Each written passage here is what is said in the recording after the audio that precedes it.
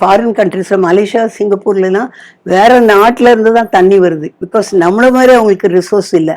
அப்போ அதை பார்க்கும்போது அப்பா நம்ம இந்தியாவில் எப்போ பார்த்தாலும் தண்ணி இருக்குது, எத்தனை நீர்நிலைகள் இருக்குன்னு ரொம்ப சந்தோஷமாக இருக்கும்.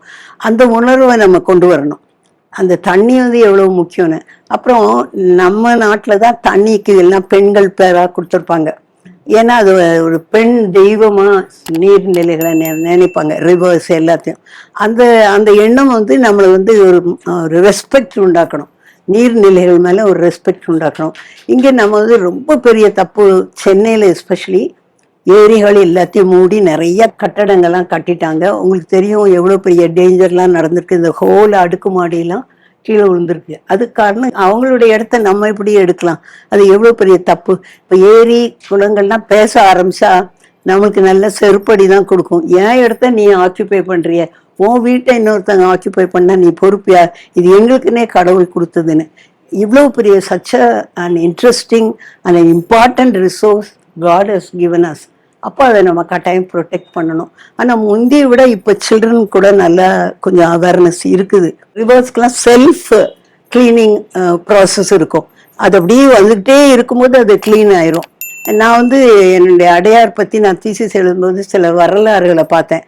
அதில் போட்டிருக்கேன், நான் 3 வாட்டர் பாடிஸ் நமக்கு, Adyar, Cooum and Buckingham canal, Chembarambakkam ஏரி, அதுல என்ன உற்பத்தி வருது அடையார், அதனுடைய எண்டு வந்து பட்டினப்பாக்கத்தில் வரும், அந்த கழிமுகம்னு சொல்லுவாங்க.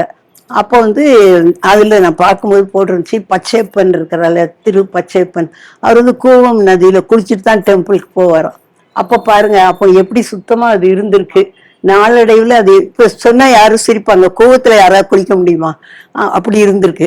அதுக்கு காரணம் வந்து அப்போ நதிகள் நீர்நிலைகள்லாம் சுத்தமாக இருந்தது.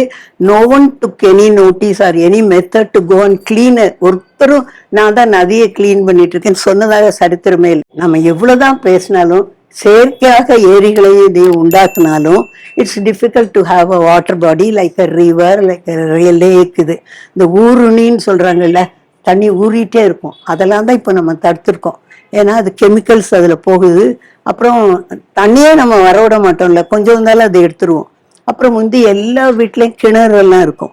அதனால செல்ஃப் சஃபிஷியண்ட்டாக இருந்தாங்க. அண்ட் உங்கள் புதிய தலைமுறையினுடைய இந்த முயற்சிக்கு நான் வந்து வாழ்த்துக்கள் தெரிவிக்கிறேன். உங்கள் பகுதி மாணவர்கள் இப்பயிற்சியை பெற நீங்களும் புரவலர் ஆகலாம். விவரங்களுக்கு திரையில் தோன்றும் வாட்ஸ்அப் எண்களில் ஏதேனும் ஒன்றிற்கு PDF ஆன்லைன் கோர்ஸ் என குறுஞ்செய்தி அனுப்பவும்.